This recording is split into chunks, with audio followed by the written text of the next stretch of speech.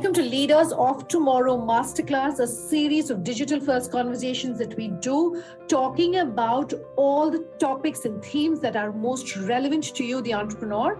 I'm Sunanda Jayaseelan, tonight bringing you part one of a masterclass that we did, talking about the ripple effect of the Ukraine-Russia crisis as far as the domestic economy is concerned. Our experts calling out all the areas that they feel are opening up as far as opportunities for small businesses to look at.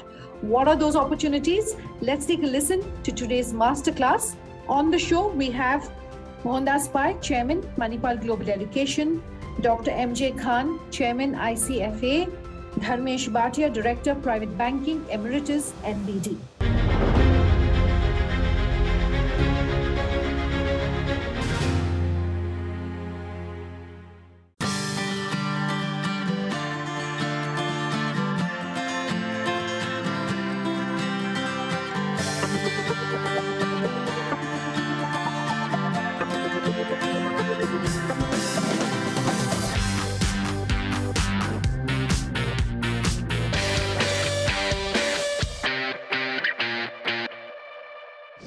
Gentlemen, so good having the three of you with us here today. Mr. Pai, let me come to you first. As a big event which is impacting the life of India's small businesses as we see it, how are you really seeing things panning out? What is happening in the Ukraine conflict is a very serious issue. Yeah. Because for the first time after the Second World War, we have the United States and its allies on one side, and Russia, part of the old Soviet Union, on the other, putting these kind of sanctions and trying to provide arms openly to another country. And this is going to be very serious.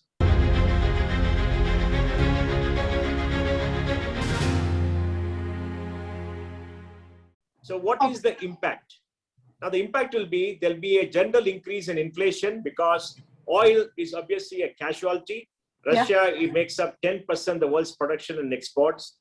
The second casualty will be rare metals because, Russia makes up a lot of the rare metals that are available in mobile phones and other areas. And Russia is a very big producer. Third is the disruption of shipping because some of the shipping corridors and the borders of Russia, it may be hurt. Fourth is the exports to Russia and generally to that part of the world. So I think everybody has to make an impact analysis, tighten the belts, and get ready for a overall inflation in cost. And that's definitely very somber comments and a very somber note to kick off today's masterclass on. I want to come to you, Dharmesh, next. Mr. Pai was talking about inflation, retail inflation for the month of February coming in at 6.07%. That's an 8-month high. You, of course, are aware of the figures. This is more for the benefit of our audience. How concerning CPI, WPI, just inflation as we speak? So India trade deficit, the major contributions is oil, gold, and electronics. These are the major contributions. So definitely government is trying to curb on the gold side if you see the import duty. But oil and electronics, yes, they are still not been able to curb it. But the oil is major requirement. If oil goes up, definitely around the sectorial things will start creeping up and you can see the inflation will definitely go up. I personally feel, even I'm most in the economic side, I'm expecting that stagflation. There's something called stagflation where the market will be on the stagnant side. This inflation will not creep up very fast, but it can stagnate at this level or at a current level in coming 6-7 months. I don't think so that market will zoom on inflation side is because of the stagnancy will come in the dollar side.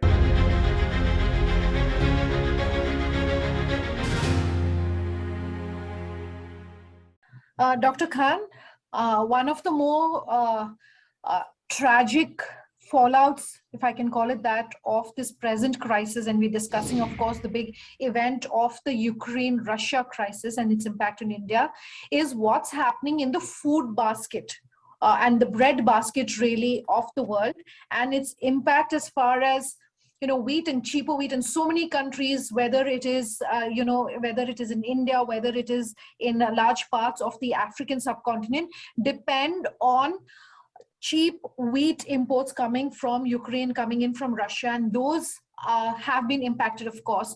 And the fallout is that hunger, that poverty, that is going to get, the levels of those, that's going to see a rapid and a sharp increase? Thank you, Sunanda. In fact, much will depend upon how defiant Zelensky remains in the weeks to come.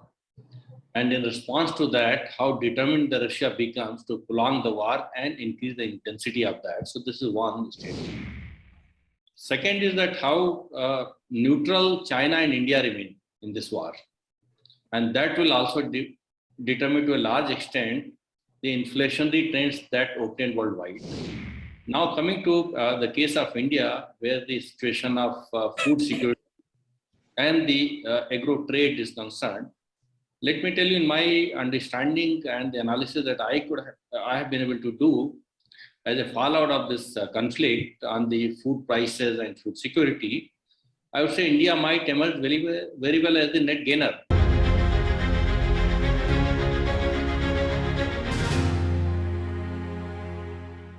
So that's some bit of good news, of course. This question is open to all three of you, but I want to come to you first, Dharmesh. And you were talking about the view on the economy in the mid to short term. I just want to read out research from Moody's, which has just come out with its ratings. It has, for India, it has lowered its 2022 growth forecast for India by 0.4%, expects the Indian economy will grow by 9.1% this year versus 9.5% earlier, followed by 5.4% growth in 2023. My question is, in the backdrop of what's happening globally, I'm sure everyone on this panel has seen it, and this is also for our audience. UK's inflation has hit fresh multi-decade heights at 6.2%. The FOMC action and all the commentary on the FOMC that's taking place. All of this, how do you see that being factored further into what's happening here in the domestic economy, Dharmesh? How much of that is going to play out is what I'm trying to understand.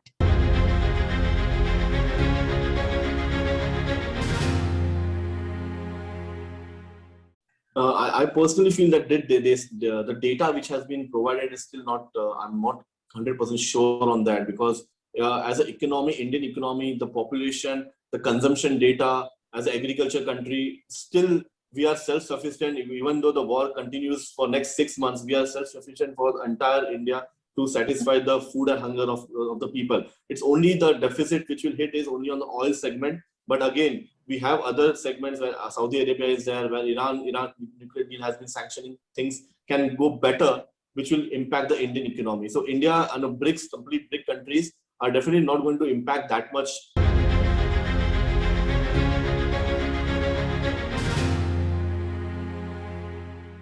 Speaking very recently, the RBI Governor Shaktikanta Das saying he sees a marginal impact as far as the Ukraine war and India's economy is concerned, and doesn't foresee any sort of further sanctions. But if it happens, he says India's in a good position to be able to absorb some of these shocks. Would you agree, sir? Where are you on this? Well, I don't agree fully for a very important reason, because I think, there are some tectonic shifts happening globally. First and most importantly, China has been a major factor for keeping global inflation down. And China for the last 3 to 5 years has been raising prices much before COVID, because they want to pay increased wages to the people. And people have not got increased wages for many years. So for the last 3 to 5 years, wages have gone up, almost doubled in China. And that means China is very clear now, with 24% global share in marketing, that it will raise wages. So China's exports will be more expensive. And that's a very, very large part of the world. Second, there has been a supply chain disruption all around the world, which has still not settled down, also driven by an effort of many people to take their manufacturing out of China. China plus one is taking root, and that we don't know what is going to happen everywhere. And third, rare metals, rare earth prices are shot up. And they're only there in few countries, China, Russia, and some other country, Chile, for example. These are the countries where there are rare earths, and they're very, very critical for electronics and other goods. And the fourth point has been that wages are going up in the United States, which is a large economy, because minimum wages are going up in most of the states. And they're also raising wages primarily because there has been deep pain and the political landscape has changed. So wages are going up. And the last point would be that the financial markets are very volatile, because a huge amount of capital has been pumped in through debt financing by the OECD, and the impact on that by speculators is not known. So if you look at all this, it's very clear that we are in a very volatile situation right now. And I think while our policymakers will try to give us confidence to say that we have high foreign exchange reserves, yes, we do have. We have high food grain stock, yes, we do have.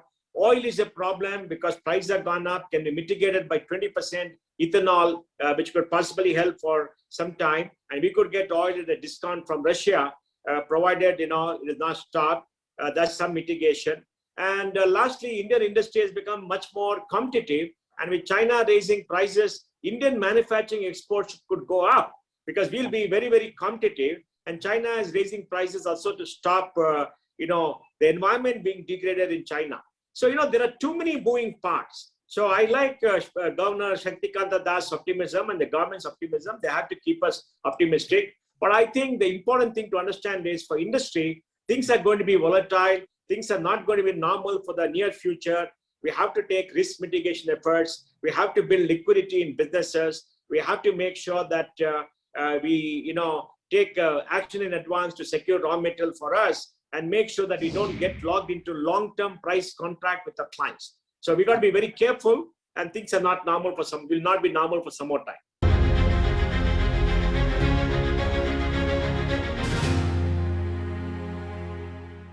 I'm going to take a quick break on that note. Back in just a moment.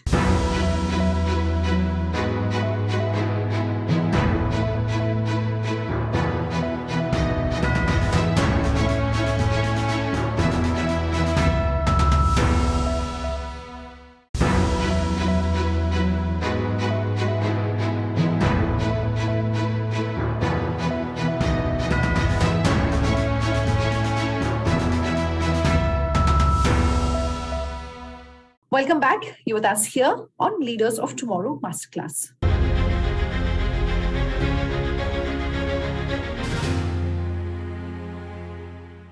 We've got a first question coming in from our audience, but before that, Dharmesh, do you also want to respond to, this optimism on the part of the RBI saying that RBI's forex reserves were well diversified, even if there was to be a negative impact in the short term because of this crisis?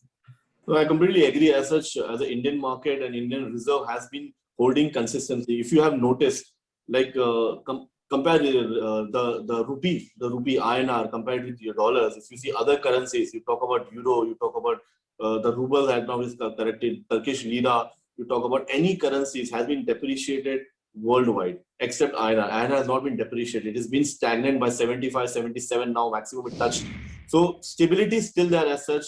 And I'm expecting that more FIIs and FDIs will keep on flowing if the stagnancy remains. If the governments stay correct, I'm expecting the Indian market to grow further. So I'm very confident on the Indian market. Okay. Our first question is coming in to us from Ritvika Gupta. She says she's an entrepreneur. Her question is, the government is not taking a very active stance as far as what's going on in the Russia-Ukraine crisis is concerned. Should the government be taking a more stringent view is her question. Do either one of you want to take this on, Mr. Pai? Your well, my view is government has taken a stringent view. They're not passed on the oil price yet. The oil price has gone up for the last 40 days, maybe. They're not passed it on. They're passing it on slowly. And they're trying to take more oil from Russia. So I think they're doing their bit. Yes, of course, because, we can't take the side of the United States in this conflict for a very important reason. It's an ideological conflict. And India has taken the right view by asking both parties to come to the negotiating table and not take the side of the, of the West. Because the West is not known to be a friend. West is a fair weather friend. So we got to be very careful, have an independent policy. China has not taken a hard stand against Russia, calling for both to negotiate. So I think government has got done its bit, but the uncertainty in the market for the future, depending upon the action of the US and its allies, is something that nobody knows. So we got to wait and see and take small steps to make sure that we are protected. Sure.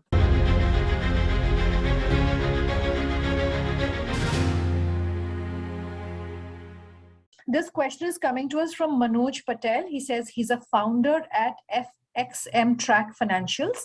His question is the cash crunch impacting global inflation, including India's inflation? Dharmesh, maybe you want to take this first? For short term, definitely you can see some kind of jittering, but I am not fond of that. My Indian market will go for a high toss. Indian reserve is good, capacity is good, and in fact, if rupee starts depreciating, you can see that especially on the IT side, we are making good money. It's only the oil which is getting impacted and some of the food grains. But overall, as such, the whole basket of India, I'm still bullish on it. I don't think so that further deflation or any kind of inflation volatility can be seen on the INR side. So market will be stagnant and staycation. I said staycation will be there in the market, and market will be stagnant for the incoming 6 months, 6 to 9 months. Okay, I'll take one more question from our audience before I take the first poll question. So this question is coming to us from Ravi Kaushik, and perhaps Dr. Khan, you could address this one. His question is, as oil prices is increasing the cost of even basic food, including cylinder and cooking gas, I'm assuming he means the cooking gas prices, which have also increased. What should the government be doing, or what can be done to ensure that the poorest of the poor are not slipping further and further into malnutrition and into poverty, and not just being able, just the basic right of accessing quality food, even that's going to get impacted?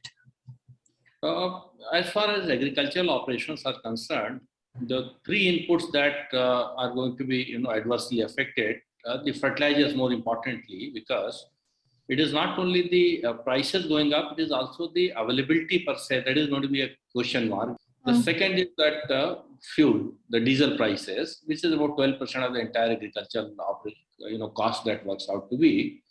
So I think there will be almost double the price of that. So for today it is 12%, it will account for 22% of the cost on fuel itself. And third is the crop protection products, pesticides, agrochemicals. So that are coming from China. Already prices have gone up almost 60-70%, partly on account of what Mr. Pai said. In fact, it was already on the rise, on the higher, going upwards. But now that will further accelerate because China's internal cost of production are going up. It might also like to cash on the global deficit situation. So these are three areas that will lead to higher cost of production at the farmer's end, and therefore it will have cascading effect on the overall, consumer price index and the final price to the consumers and so on. Okay. The government can do differentially price the diesel, because today, I remember 30 years back, diesel used to be 10 rupees a litre and petrol used to be 30 rupees a litre. Today, both are almost the same level. So that differential pricing by way of subsidizing the diesel can help reduce the cost of production of food. Sure. Let's take in our first poll question. And for all of you who've logged in for today's masterclass, you'll see that on your screens. This is a yes or no. Do send us your response. Will India's export supply chain disruptions negatively impact import volumes and prices? Yes or no? We'd love to hear from you. Do send us your comments. This next question is coming to us from Alex Matthew. He says he's an entrepreneur. So his question from Alex, just as the economy was recovering, it seems like this is having a dampener on the economy. How should we be preparing for any future such shocks as small businesses? In any case, we are not able to see too much, absorb too much volatility. What would you like to tell him? Maybe I could come to you first, Mr. Pai. Yeah, I would say that one, try to keep as much liquidity as possible in the balance sheet. Because, when there's a crisis and things are not going well, you need liquidity to survive. That's important. Second, do not give too much of credit when you sell, because you can be sure that big companies are going to use your money and delay credit to you, and banks are not going to give you more money. So you've got to be very, very careful that you don't give too much of credit. And the third point is, try to make sure that you reduce costs as much as possible. You are very efficient in your production, and make sure that you have adequate raw material. At least you don't enter into long-term contracts without covering up your raw material costs. So you must take risk mitigation measures at a time, and the biggest of which is try to maintain liquidity as much as possible. Okay, Alex, trust that answers your question. Our next question is from Utkarsh Chaturvedi. What is going to happen to gold prices in the mid to short term in this situation? Dharmesh, do you want to answer this? Sure. Regarding gold, if you have noticed, the gold is not able to break the previous top of $2,000. The market is continuously hovering around the same level. The only concern which is holding the price is a geopolitical risk. if you notice, if the 10-year yield, if the bond, if you see the bond price already crashing because of the yield, the 10-year yield has started going up, and if the interest rates keep on creeping, the safe haven money will keep on shifting from gold, bullion to automatically towards the 10-year yield or a government bond. So this is where the market will see a volatility. The support factor for the gold is inflation. If inflation starts creeping up, then only the gold price will start moving up. But on the other hand, if you see that silver or other bullion like palladium, platinum, that much has not been impacted. Silver is still trading half 50% the discount what it was. So $50 was the high, and right now it's trading at $23, $24, whereas gold is trading at the previous high. So there's a mixed view. Comparatively, if you see the base metal, all the base metals are trading at a decade high or lifetime high. It's not that the market has been demand. It's the supply constraint and the price has been controlled. So as soon as the economy will open, you can see that market will start moving down on a downtrend, because nobody wants to buy copper or aluminium at this price. And if you see the car manufacturing costs, other impact costs will be so high that people will stop buying things.